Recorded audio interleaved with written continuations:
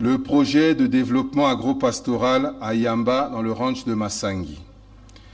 Une autorisation express d'occuper 11 000 hectares de terre au profit des fermiers rwandais a été délivrée par les autorités congolaises compétentes pour le développement de ces activités agropastorales.